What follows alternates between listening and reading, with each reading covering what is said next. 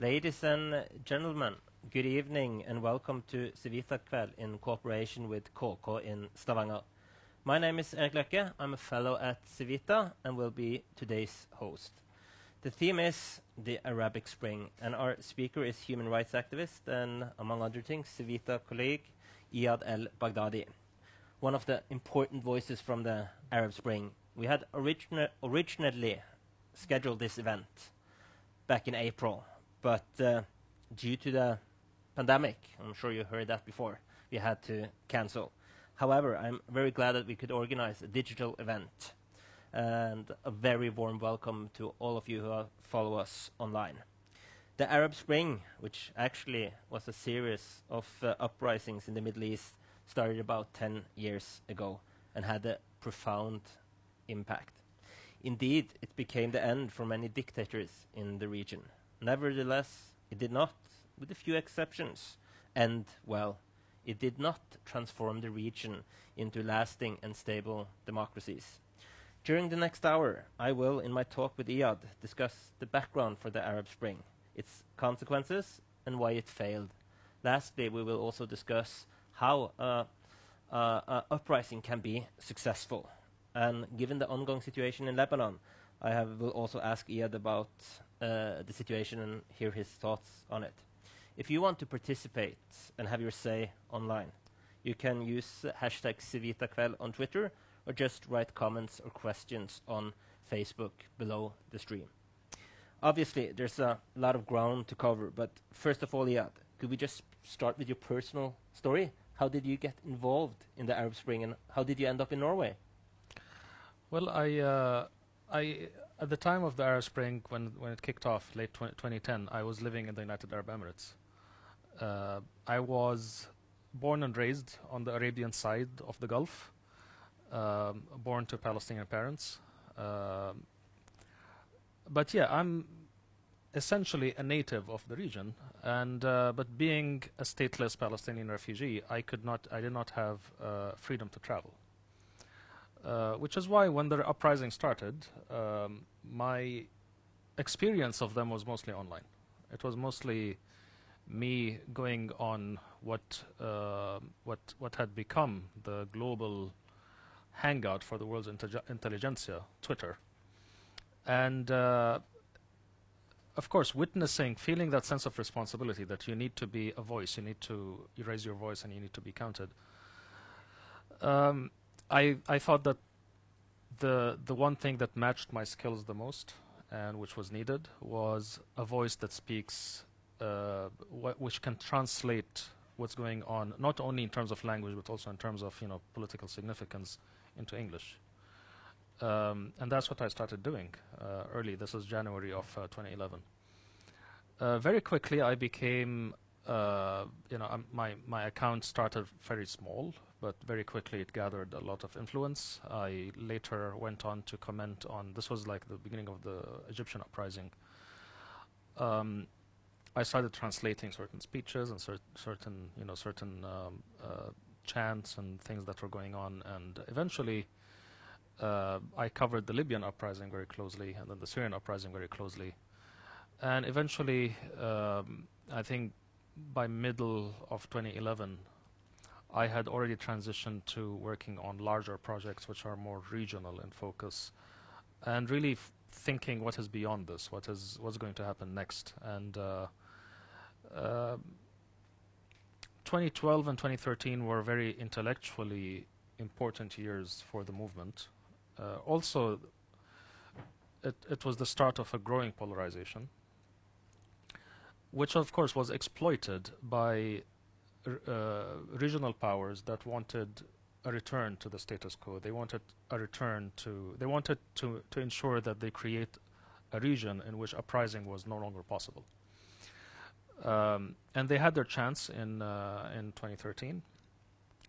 Really, there were two counter-revolutionary axes, one headed by Iran, by the Iranian regime, and one headed by the Saudi and the Emirati regimes. And I just happened to be living in the United Arab Emirates at the time, so I'm an Arab Spring voice living in ground zero of the counter-revolution.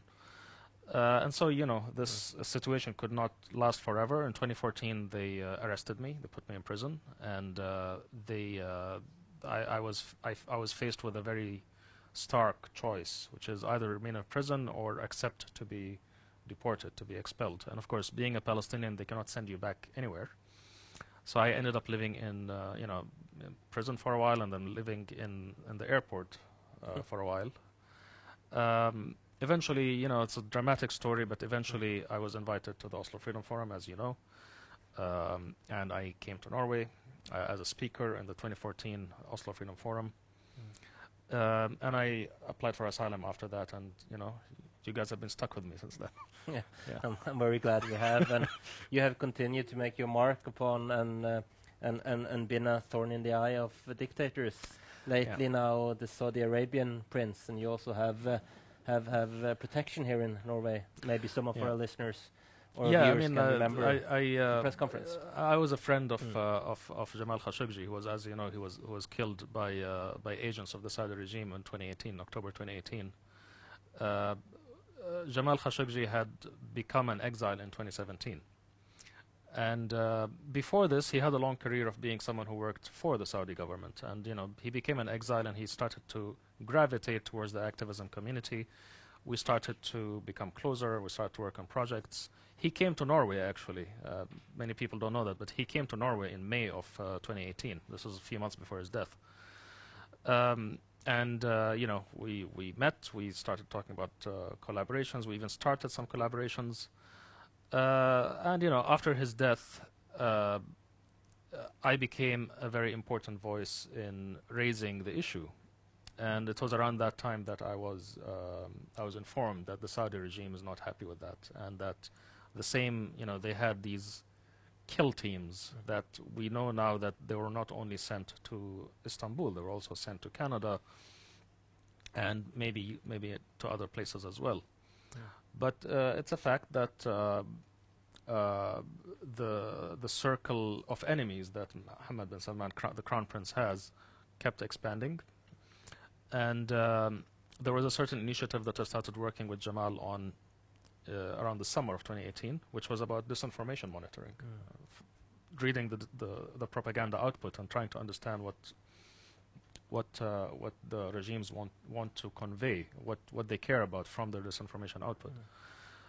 Through that, we uncovered a plot that they had to, which involved the founder of Amazon.com, Jeff Bezos, who, as you know, is the world's richest man. Importantly for the story, he's also the owner of the Washington Post, which employed Jamal Khashoggi, so he was ultimately Jamal's boss. And there was an attempt by Mohammed bin Salman to create problems for Jeff Bezos, and we uncovered it. But in the process of that, you know, I was exposed to more risk, which resulted in death threats, and which resulted eventually with a message sent by the CIA to Norwegian intelligence, the PST, saying that there is a plot against me. And as a result, I have been under protection by Norwegian authorities. And it seems like it's going to be a long-term problem because Mohammed bin Salman, maybe this is something we'll get into, Mohammed bin Salman is on track to become the king of Saudi Arabia. Right. Yeah, perhaps we come back to Saudi Arabia, but I think it highlights the very importance of the activism you have been involved in. So many brave people in the Middle East have. But if we look at the background for the uprising, and let me just ask you, why in 2010, 2011? Why not in 1989 or 1990? I mean, the oppression was just as big then. It's not just oppression, which dictators can remain in power for a long time, even with oppression. As you know, I mean, looking at world history, you can say that there are many dictators that survived a very long period of time. It is not only repression that keeps them in power; it's also lies.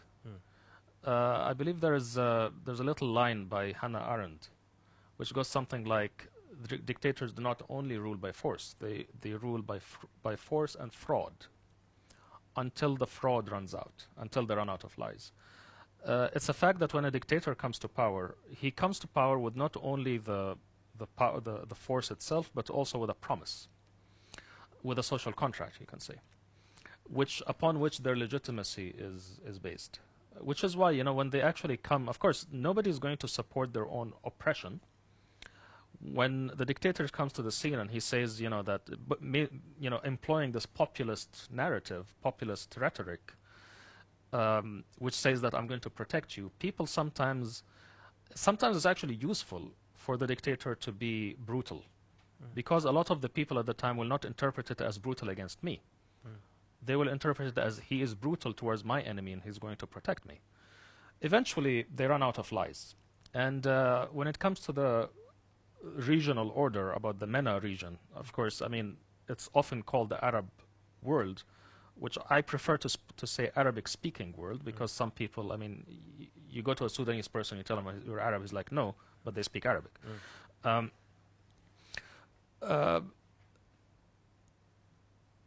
The entire region, nearly the entire region, was colonized. And so in the 1950s, between the 1930s and the 1960s, you can say the region was decolonized, the colonies were rolled back, the European, mainly it was the United Kingdom and Great Britain. And the first generation of leaders that came after that, they came with a promise. They said the promise is that we're going to defeat colonialism and we're going to accomplish independence. They spoke about large and big concepts such as Arab unity and such as, you know, it was really two different identities. The region has two identities. One is identity as Arab nations or Arabic-speaking nations, and the second, the pan-regional, you can say, identity is that as Muslims.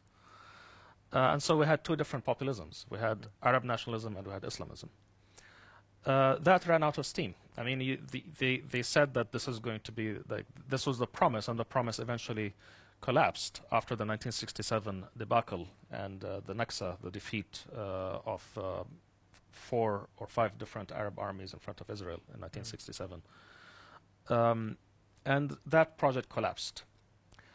After that, they attached themselves to a new. So the first promise was, we're going to liberate you, and then you're going to shut up while we liberate you. The second was, we're going to accomplish education and economic development, and while we do that, you shut up. And of course, that worked for a while, because there was a real economic development, especially since the 1970s. And then it ran out of steam again. And I would say it ran out of steam around the same time as the 9/11 attacks, you know, like around the end of 2000s. That's when there was a sense that this regional order is illegitimate. But then they had a new promise. They had a new kind of a new opportunity, which is the war on terrorism. The war on terrorism was excellent for them, because they could say that they are the force of civilization rather than a force opposed to, you know, to the values of human progress. And of course, unfortunately at the time, the Western world was all too happy to ignore all of the human rights abuses, so long these guys collaborate and cooperate when it comes to the war on terror. The end of the war on terror really is what precipitated the new legitimacy crisis. So by 2010, before the Arab Spring, there was a general sense among the Arab masses that this regional order is illegitimate. Unemployment was very high. It didn't seem like there were lots of prospects for a lot of people. There was also a certain economic dynamism. You know, like when you have a structurally unsound economy, and a lot of people, you know, the economy becomes heated, it not only means that there's new wealth being created, it also means that inequality increases. And that was also a case, especially in Egypt and Syria, which later, of course, became parts of the uprising. So when it happened, honestly, when it happened, I was not surprised. It was like, okay, it's about time. Many people also believe that this regional order is illegitimate. You know, they were already living on borrowed time. They were already biding their time. Of course, when it happened, it even surprised us, because we felt that these dictators are simply too entrenched. And there was an idea, which I'm happy to say that idea was harmed, or at least not destroyed, but harmed by the Arab Spring, which is violence is the only way. Like these dictators are so deeply entrenched, and they have many of them have excellent relationships with the West, that it will be impossible to remove them without violence. And it's amazing that in a matter of 3 months, that idea went from being a very strong idea that violence is the only way, to being an idea that by the time Osama bin Laden was killed in May of 2011, the idea of violence was already really severely damaged. Because the jihadists were saying that, oh, we are the only ones who can remove these dictators, and we need that kind of violence to remove them. And then, within a few months, all of this was achieved without any violence. If you can just go back to, especially Tunisia was one of the ground zeroes for the uprising, which also we could say is the best example that something that ended better, if not perfect, than most other examples. So Tunisia is a small Tunisia is a small country. It's a country of 10 million people. I mean, in the region, in the grand scheme of the region, because you're talking about the MENA region, the Middle East and North Africa, you're talking about around 700 million people. So 10 million people out of 700 million is not a lot. It's also a country which is not at the center, which means that it's not the spillover effect was not as severe. But yeah, the uprising just happened to start in Tunisia. Tunisia was already going through a problem with unemployment. The thing about dictatorships in general, I think this is something that you can also reflect upon with the current crisis that we're living through. When dictatorships rule a country, it's not that you know that they're mismanaging it, you know that they're messing up, and you know that they're making wrong decisions, but it's not like the crisis is going to happen on its own. It's what happens really is that it's kind of, I compare it to a house which is infected by termites. And it's not that the house is going to collapse out of its own weight. It's that maybe a wind will come, maybe someone will throw something, maybe there'll be a truck that passes nearby, maybe someone will push it over. But then it's not that it falls on its own weight. It's that it becomes susceptible to crisis. And in the real world, crises are inevitable. They will come sooner or later. And when the crisis comes, they can't handle it. In the case of Tunisia, it was a very small thing. You can actually compare it to, in a way, I can compare it to the way that the George Floyd protest in the United States. It's an event that happened. It's not the first police shooting, but it's just that it happened at a time when society was already so frustrated. In Tunisia, it was the case of Mohammed Bouazizi, who was a fruit seller. He was an unemployed young man who was a fruit seller, and he was a victim of police brutality. And he wasn't the first, and he wasn't the last. But at that particular moment, his story inflamed. It kicked off a very large series of protests in Tunisia. It was big enough that it eventually toppled the dictatorship that ruled Tunisia, Ben Ali, who ruled for decades.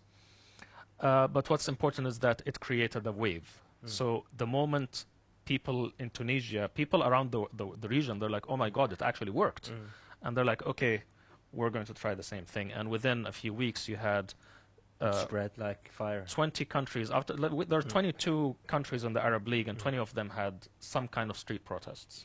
We can get back to some of the other examples, but just let's finish Tunisia, to use that language, because in many ways it was the most successful and the only one country that really got a kind of transformation to a more democratic future. And you have also been involved in some democratic projects in Tunisia. Why did they handle it so much more successful than the other countries? I mean, partly it was because the Tunisian army was professional enough to take a side. So in Egypt, keep in mind that, we talk about one revolutionary wave, but we also have to keep in mind that each of these regimes is different. They have their own history. They reflect their own, their own geopolitics, etc. In Tunisia, it was a fact that there are two factors that I think were important. The first is the one that I mentioned, which is that Tunisia it's not considered an important country. For that reason, the stakes were not as high. So in Egypt, for example, or in Syria, there was a lot of intervention. In Syria, as you know, Syria became a proxy war with, Putin and the Iranian regime and, the Gulf monarchies, and, everybody's trying to make sure that Syria, they want to pull it in their direction because it's geopolitically so important.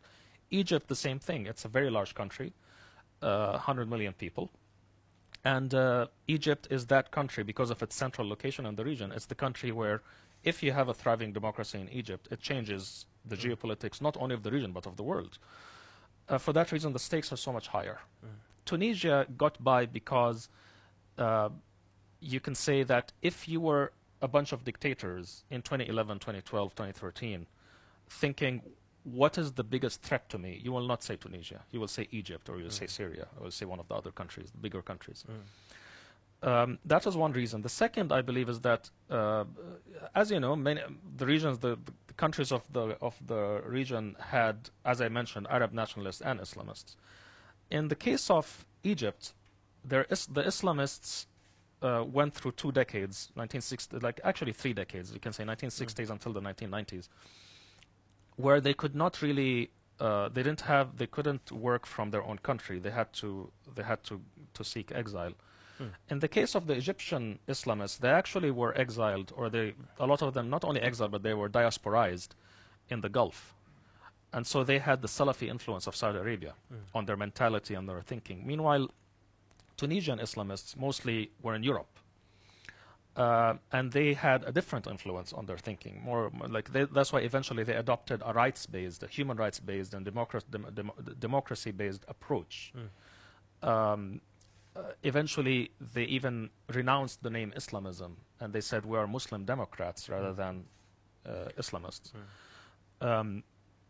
And I think that was also a factor because the Islamist parties of Tunisia, even though they were opposition parties, they were very important and almost the biggest. They were the majority party for a lot of the time. They were very democratic, and they understood that we cannot make this about only us, and we have to be able to share. This is what democracy is. So they had the wisdom to manage a transition well. So it was kind of equivalent to Christian Democrats in Europe. I mean, that's the model that they kind of like. So I mean, eventually, Islam is the cultural language of the country, of the region, and so whenever you want to promote any idea, you're going to appeal to Muslim concepts. It just happened that, like I said, this is something, by the way, that I spoke to Jamal Khashoggi about myself. When I asked him, like, what do you think? What's your analysis for why the Muslim Brotherhood in Egypt did so poorly? He said it's because they allowed their narrative to be hijacked by Salafism. Right, but let's move on to Egypt. And you mentioned they did poorly in Egypt when governing, but they did actually win the election, and the election. You could always say that when election is given, like in Belarus or wherever, you know who's going to win long before the election is held. Yeah. That wasn't the case in Egypt. That was not the case. No. I mean, I'll come back to it. Yeah, sure. I remember the lead up to the elections because this was a period in which I was very much involved with Egyptian politics and with Egyptian activists. Initially, the Muslim Brotherhood said that they were not field a candidate. In fact, there were certain figures of the Muslim Brotherhood who said that we should disband the Muslim Brotherhood now. They said that, this was an opposition movement, and its job was to hand over, because, the Muslim Brotherhood started in 1928 when Egypt was still colonized. And they said, we need to actually disband the movement now, and now we have to actually operate not as a political movement, but more as a social movement. Unfortunately, the leadership of the movement did not see it that way, and they decided that they want to intervene. And of course, that was a terrible decision because they caused a very deep polarization within the camps of the people who are anti-dictatorship. So you had a camp of Islamist parties, and you had a camp of non-Islamist parties. I don't want to call them liberal, but some people call them liberal parties, but they were not all liberal. Some of them were socialists, some of them were, so very secular. I wouldn't even call it secular in that sense. Right. I mean, a lot of them also were, practicing religious Muslims who also wanted some kind of role Thank Put you. it here. Thank you. They wanted some kind of role because the Azhar, which is the most prestigious religious establishment in Egypt, have always had a role in governance. They've been conservative politically, but also conservative socially. And some people argued at the time that it will not be realistic for us to try to sideline institutions all the way because there will be a kickback. So yeah, they were non-Islamist in the sense that they wanted to see. They were very suspicious of religious authorities and religious parties. So that polarization really peaked, I think, in 2012 and 2013, and that was the polarization that was exploited by the counter-revolutionary gang eventually. But yeah, I forgot the question. The election in Egypt, I mean, the Muslim Brotherhood managed to win. So just to mention the election, my main criticism for the election was that it employed first past the post, which is basically winner takes all, which was a terrible thing to do when you have a highly polarized election.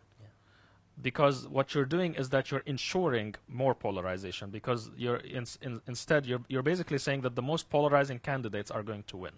So in the first round of the elections, there were 5 candidates who got more than 10%, which tells you actually it's a good thing. If you think, actually, the guy who got the most votes, he got only 24%. And out of these candidates, the least one got 11%, which actually gives you a good spread, which means that this is a competitive election. Out of that, not all of them were Islamists, only 2 of them were. And when we calculated, like, out of all of this electorate, we find that almost, like, the Islamist parties got almost 30-something%, the non-Islamist party also something 30%, and the people who are more supportive of the status quo, the people who are, like, more pro-Mubarak parties, they also got something like 30-something%. So it looked like, it's actually, people who want a democracy are the majority. What happened is, because of the first past the post system, only the two top went on to the second round, and these were the most polarizing candidates. So it forced a choice, because it happened to be almost comical, because it was the guy who was the prime minister of Mubarak versus the guy who was selected by the Muslim Brotherhood.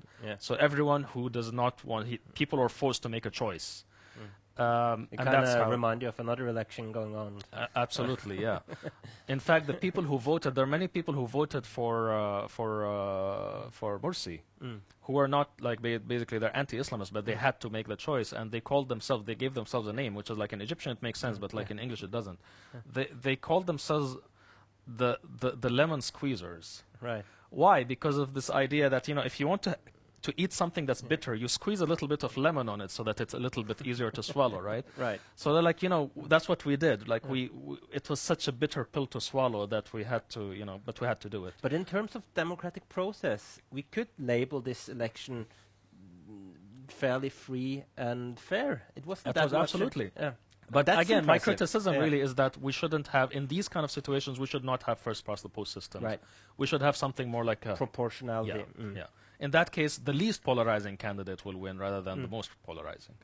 For it's one thing to hold an election, and they actually did that very well in Egypt. But once the Muslim Brotherhood and Morsi grabbed power, you could argue, and I think there are good arguments to say, that they wanted to use democracy to get rid of the democracy. It was very difficult. It was very difficult to get a read on, because at the time I was very much opposed to the Muslim Brotherhood in Egypt. Mostly because I aligned myself with the non-Islamist, the younger and more liberal-leaning, you can say, opposition parties, who wanted kind of a true democracy, like where not democratic spirit and all these things. But again, I don't want to generalize, because again, it was a big coalition which involves, like, all different kinds of people. The main problem with the Muslim Brotherhood here is that they really fell into a trap of their own making. It's very difficult to manage a transition out of dictatorship, especially considering in the Egyptian case, the Egyptian army has been ruling the country since the 1950s. 1952 specifically. So it's not the Egyptian. The ruler of Egypt has always come from within the Egyptian army establishment. And in 2011, when Mubarak was removed, he was removed by the army establishment. So the army establishment is the actual ruler of Egypt, and they're the ones who sidelined Mubarak, but they maintained their power. And so you're still working in a situation where the actual rulers, the actual regime, is still there. Mubarak is gone, but the army is still there. And so managing a transition, and they run the country, the economy, they control the economy, they control the security, etc. So my impression really is that whether it was the Muslim Brotherhood or anyone else, it would have been very difficult. Right.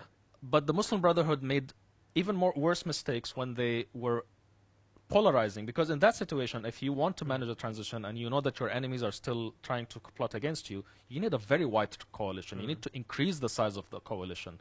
You need people to come together rather than push them away and to create a polarizing narrative, which of course eventually doomed them. Yeah, I can remember back at the time when discussing with people what's going on in Egypt, and obviously being very much against the Muslim Brotherhood, but I did think at the time, and I still think I have these convictions that it was important for the Muslim Brotherhood to rule and to lose power through elections, and not through the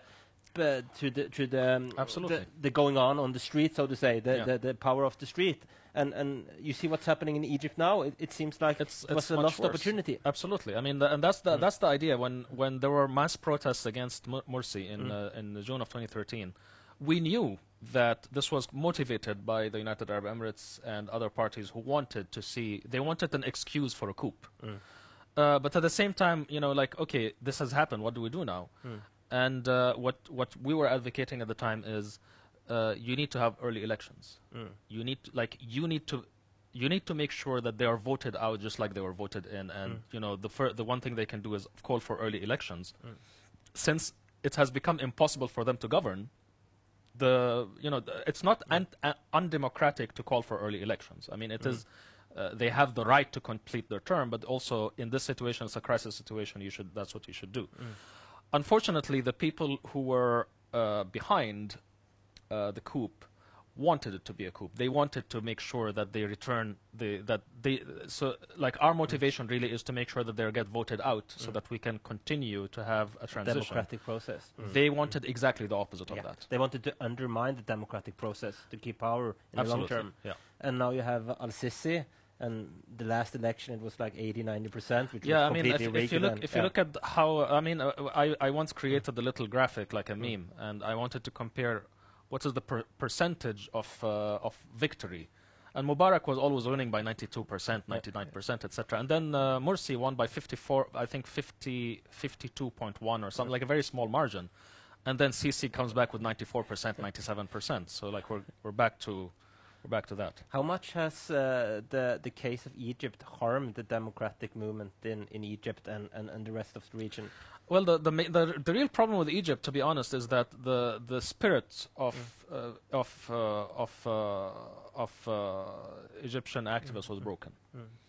The fierceness, the ferocity with which they came after everyone. So initially they came after the Islamists, but eventually, very quickly after that, they came after everybody. And it was human rights activists, journalists, even rival politicians.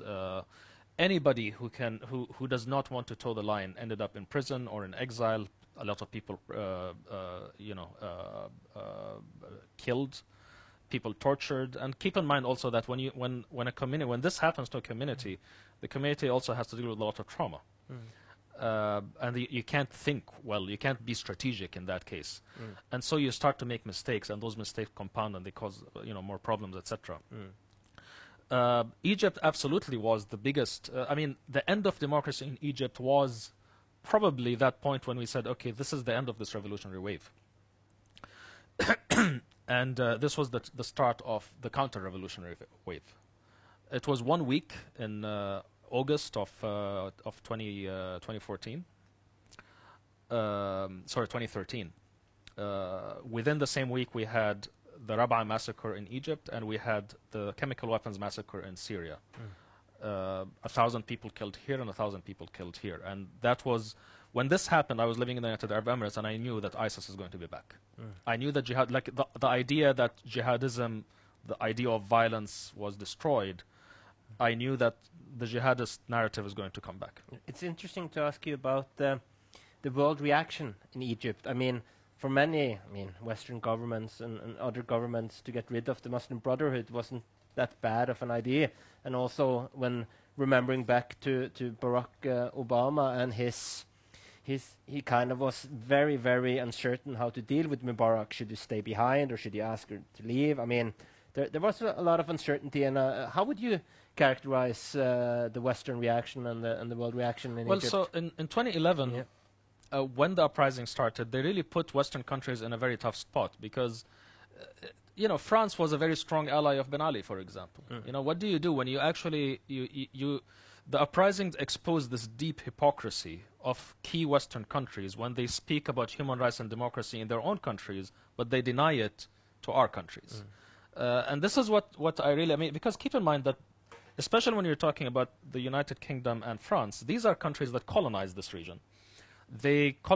Algeria used to be France. It used to be part of France. Right. Like a million people. Very bloody civil war. A million people died resisting French colonialism in Algeria. So you're talking about a really bloody history and hypocritical history, because the essence of colonialism was that at the same time that Britain and France were colonizing this region, they had mature democracies at home. And the idea was, we get human rights, you don't. This is the essential racism of the colonial narrative. But then the colonies were rolled back after the Second World War, and the troops went back. But then we had a different kind of colonialism, which is, we're not going to colonize you directly, but we're going to support these dictators. And in the same thing, we have democracies. We speak about democracy and human rights and human values, but we are supporting some of the worst dictators on the planet because of our interests, economic interests or security interests. And also fear from Islamists, of course, which they always used in real politics. Exactly. And this is something, because keep in mind that using the fear of Islamists as a valid excuse is kind of like saying that Americans should not have democracy because they could elect Trump. It's the same idea. If you want a people to mature, to have political maturity, you have to have them make bad decisions and suffer the consequences of that. I think, this is a different conversation, but I think that if the United States survives Trump, it will be a much stronger democracy. In a similar sense. Point. Yeah, that's certainly another discussion which is interesting to also have. But moving on we started with Saudi Arabia, and you mentioned both Saudi Arabia and Iran, which is kind of mortal enemies, striving for influence in the region. What were their role, and how did they handle? Of course, they was also terrified for a democratic revolution. And in fact, you could say that the Green Revolution in Iran, just the year before it was, wasn't it? 2009, yeah. So that's the point that I wanted to mention, because Iran at the time was already living in the aftermath of the 2009 uprising. And 2009 uprising was huge. It was very important. It was fairly close. It was very close, and the regime over there almost fell. And so the Iranian repression and paranoia, the paranoia of the regime was already high when the uprising started. And if you look at the timeline of the Iranian uprising, you can see that they actually had continuous protests until February 2011. So when the Arab Spring started, the Iranian uprising also had an uptick. And the Iranian regime at the time, what they responded by increased persecution of the protest leaders or the leaders of the movement, and that's what made things they maintained control again. But mainly it was basically it increased their paranoia, and when dictators become paranoid, they become more destructive, they become more aggressive. They feel like, okay, now we need to actually go out and fight, because we cannot stand back anymore. So when it comes, so the Iranian regime was already in that space that we cannot allow a spillover effect. At the same time, in the Arabic speaking region, and especially in Saudi Arabia, between Saudi Arabia and the United Arab Emirates, I actually asked Jamal Khashoggi. Jamal Khashoggi at the time was an advisor to the king, to King Abdullah. So he was an insider who could tell me what was the decision making inside. And I asked him about the decision that they decided that we are going to stand against a democratic transition. And he mentioned that there are three. He said that the king of Saudi Arabia was not sure at the time. He did not know what action we should take. But there are three people, two of them Saudis, and the third was the Crown Prince of the United Arab Emirates, Mohammed bin Zayed, who convinced him that we need to make a stand against any democratic uprising or any democratic transition. Of course, Jamal Khashoggi's argument at the time was Saudi Arabia, the United Arab Emirates, and other countries have nothing to fear because they were successful in providing some kind of dignified life for their people. And really, the democratic wave is not going to come here. It's going to be... but of course, their paranoia was beyond that. And we also have an ongoing situation in Lebanon. And I mean, time is moving rapidly when we have a good conversation. I want to make sure that we keep the time. But your comments on the situation in Lebanon. I mean, Lebanon is also a very heterogenic society, Christians, Muslims. Anyone visiting Beirut has certainly felt the atmosphere. What's going on in Lebanon, and what's the situation? So Lebanon, it's interesting because Lebanon is kind of like one of those places in the region which still has this cosmopolitanism. Right. The region was always pluralistic. I mean, everybody in the region really belongs there, has very deep roots there, whether it's the Arabic-speaking people, whether the Jewish people, whether it's the Kurdish or Persians or, you know, Armenians, Greeks, etc. The what do you say? The Amazigh, for example, North Arab. These are all natives, and they've always coexisted. They've always coexisted. One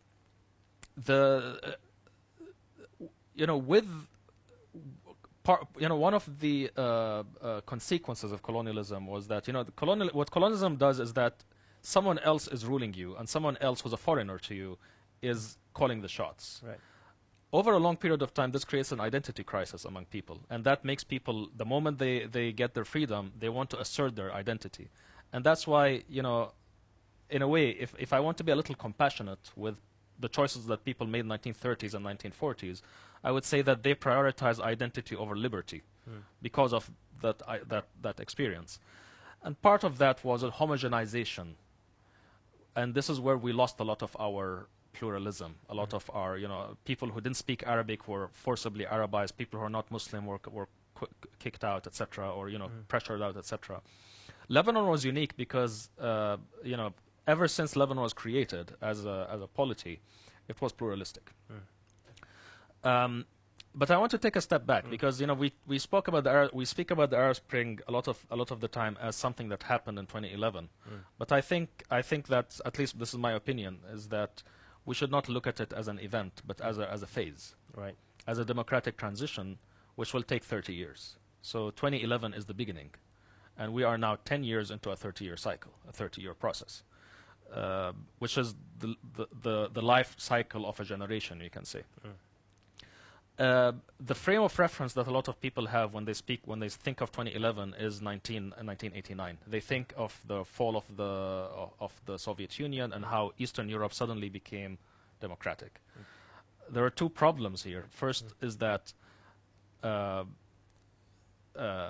in our region, in the MENA region, I think the better analogy is 1848, which is again a revolutionary wave. The bourgeoisie revolution. Yeah. Exactly, and it did not succeed, but it created a change which eventually, but also I think it's important to note that we are sitting at the edge of so many paradigm shifts. So, in 1989, it was obvious. The obvious alternative to communism is Western-style democracy. It was the obvious candidate. In 2011, that was not so obvious because it would look like economic crisis, social crisis, crisis of democracy, crisis of governance. It was not that obvious, and you can see right now that democracy is being called into question in many places in the world. Capitalism as a system, or I wouldn't want to say capitalism, but rather crony, corporatism, you can say. Is creating increasing inequality, etc. So it was not such an obvious thing in 2011 as it was in 1989. Lebanon, the Uprising Lebanon was part of a second wave that started in 2018. Because from 2018 you had uprisings in Iraq, Jordan, continuous protests in Syria, but that's a different story. We had renewed protests in Egypt.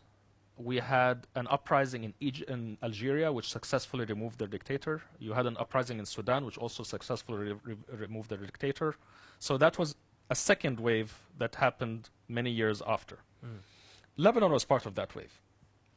And again, like I say, it's the same wave, but it doesn't mean that we should think that it's the same uprising, because it's a very different country with a very different history, a very different structure. The problem with Lebanon is that Lebanon had a history of civil strife. So it's a sectarian society, and it was ruled by elites who represented different confessional, because you have I think 17 different sects which are recognized, in Lebanese politics, and so. For a very long time, if you're a Christian, you vote for this party. And if you're Muslim, if you're Sunni Muslim, you vote for this party. And if you are a Shia Muslim, you vote for this party. If you're Druze, you vote for this. It became identity politics it's par not excellence. It was what was worse is that this was enshrined in the constitution. Right. It was not just a matter of that these are the. So it's like you can't break out of it without breaking the political system itself. They mismanaged the economy. They mismanaged the country. They mismanaged, Lebanon, as you mentioned, is a beautiful country with a highly educated people. Lebanese people are known all over the world for their ingenuity, for their creativity, for their success in commerce and in arts and culture, etc. But it just happened that Lebanon became that place where people are trying to leave. I think there's for every Lebanese who lives in Lebanon, there are 3 or 4 who live outside Lebanon. Right. And it came to the point where, especially after the systemic problems that we had in the world, where immigration became not a question anymore. So it became a pressure cooker. What kind of role does Iran and Hezbollah play in Lebanon? I can imagine it's not very good, but if you were to elaborate and say... So, I mean, as part of the Lebanese civil war, there was an Israeli intervention into that war. And as part of that, southern Lebanon was occupied by Israel for quite a long time. It was during that time that the Iranian regime started supporting Lebanese Shias. Lebanese Shias historically were a marginalized community. So they, when they saw that there is this support and this narrative that says that we are a resistant movement, etc. Of course, it became a very popular movement among Shias in Lebanon. On top of the fact that, as I mentioned, there's a confessional system where if you're a Shia, if you're a Shia Lebanese, you vote for these parties. What happened is that eventually the Iranian regime was not interested in letting go, allowing Lebanon to transition towards a completely functioning. So they did not allow. If you have a country, the army of the country has to have monopoly over the use of force. It has to be the only people who are allowed to carry weapons.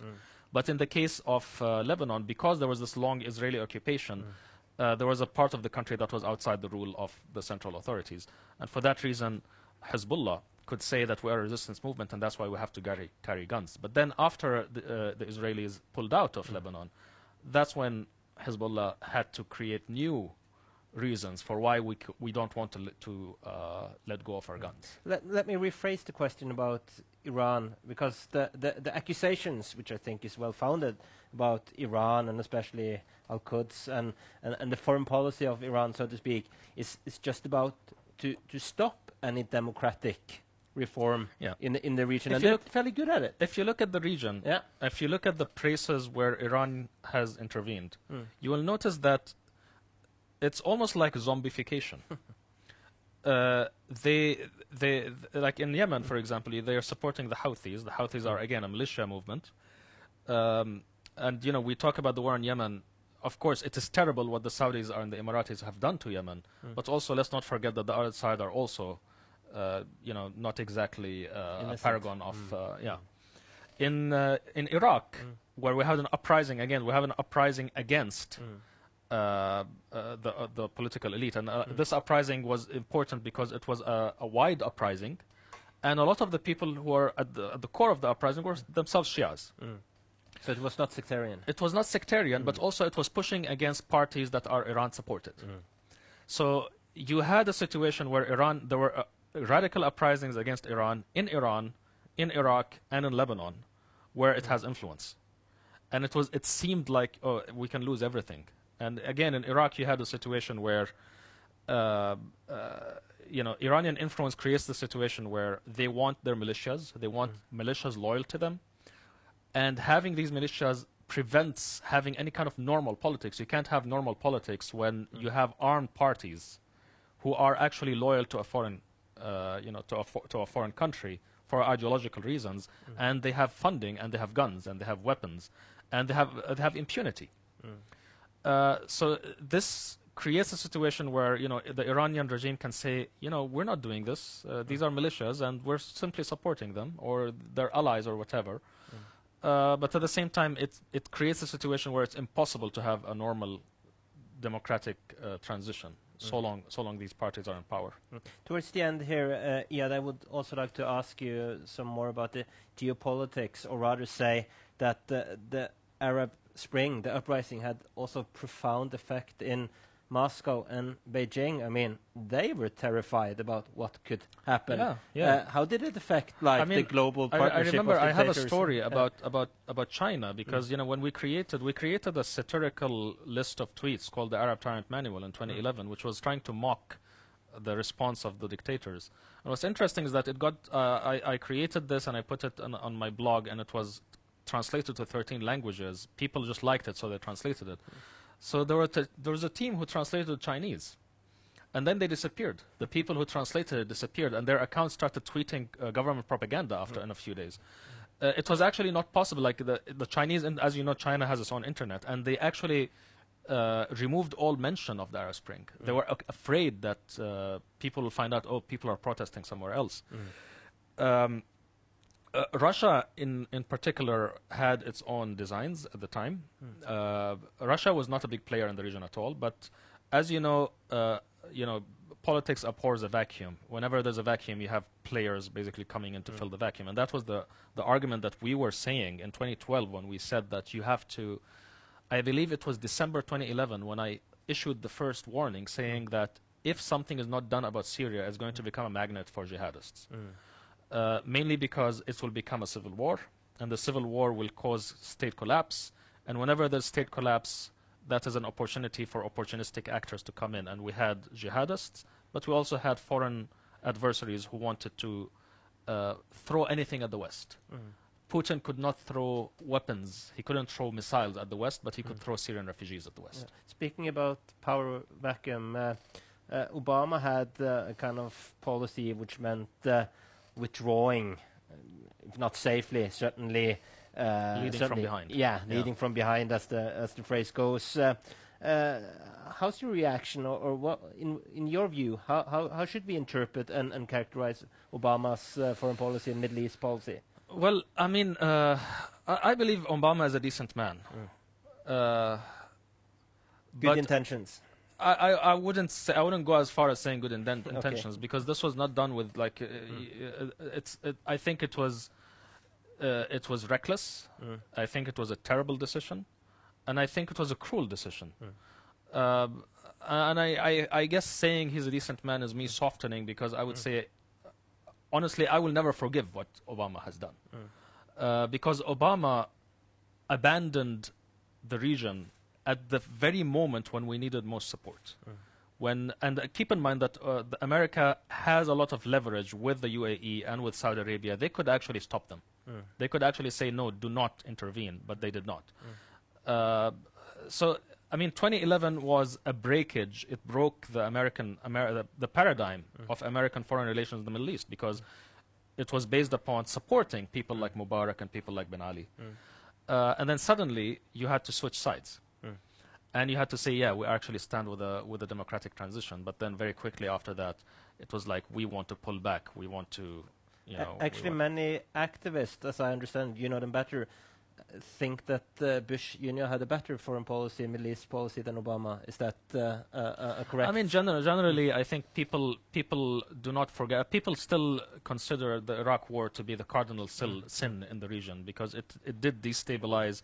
I mean, if it wasn't for the Iraq War, we wouldn't have ISIS. We wouldn't have, and if we didn't have ISIS, we wouldn't have, you know, this terrible thing going on in Syria and Iraq. I think the Iraq War basically started the collapse in the region.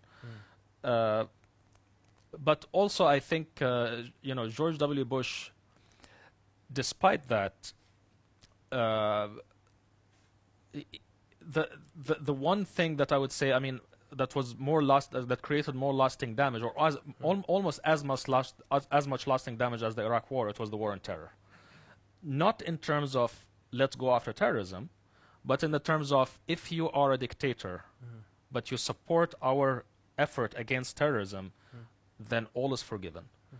This was a golden period for the Arab dictators. It was an amazing period for them, because they could do anything, and they can say actually they can give their country a touch of terrorism and then rule it forever in the name of fighting terrorism. Right. And you know, this brings us to the current moment, because in 2016, when Saudi Arabia and the United Arab Emirates really wanted Trump to win, and they even intervened in the U.S. Process when he was still a candidate, it was because they wanted Bush. They had another George W. Bush. They wanted another war on terrorism that can say that, oh, we can do anything we want, so long we just say, we tell them that we're against terrorism.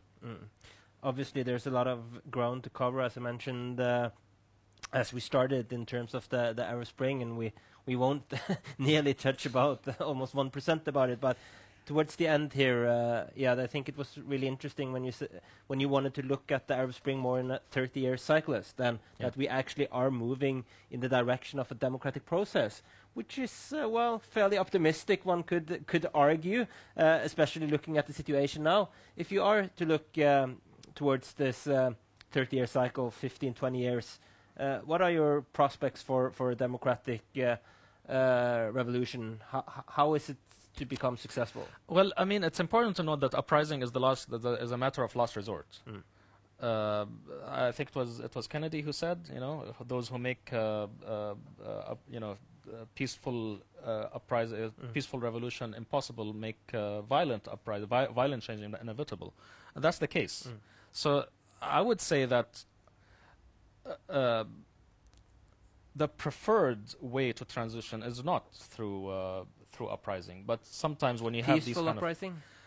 No, I mean, normally you want the elites to realize that this is not sustainable, and to think, oh, this is actually better for you. It's not only better for us. It's actually better for everybody to have a peaceful transition. But I don't think this is going to happen in this case, mainly because these dictators have become so paranoid, and they do not believe that they have any prospects in case of democratization. But I mean, I normally point to Europe, really, and I say, like, what did Europe's transition to democracy look like? Millions of deaths. It was 100 million people dead and 2 world wars. What I'm trying to say here is that it's not a linear process. It's not a clean process, and I think 1989 gave us the wrong impression about what it looks like, because normally it does not look like 1989. It's not the Arab Spring which is the anomaly. It is 1989 that's the anomaly. Normally, it is actually a very bloody process.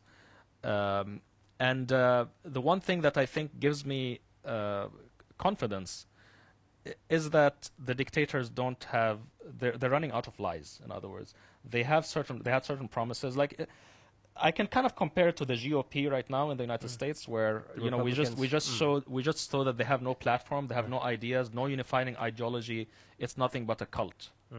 In a very similar sense, when I look at Mohammed bin Salman or Mohammed bin Zayed or Sisi, you don't really see there is no ideas there. There is just nothing but, like before, at least it was a promise. It was like, we liberate you and you shut up. We educate you and you shut up. We fight terrorism and you shut up. Now it's just nothing but shut up. So there's no promise left. So really, in the end, the thing that keeps them running is the fact that there's no alternative. because when you have a bad situation like a dictator, the dictator doesn't have to say I'm the best. He only have to say I'm the best you can get. Which he has to only say, he has to basically kill your hope in that there could be anything better. And this is our job. Our job is not to fight dictators only. Dictators are a distraction in the end. Really, our job is to create an alternative. Iyad, thank you so much for joining me for this conversation, and good luck with your activism. It is much needed. Before we end, let me just say that anybody interested in Civita can visit our homepage, civita.no. And I wish all viewers a very good evening, and thank you for following us. Good night.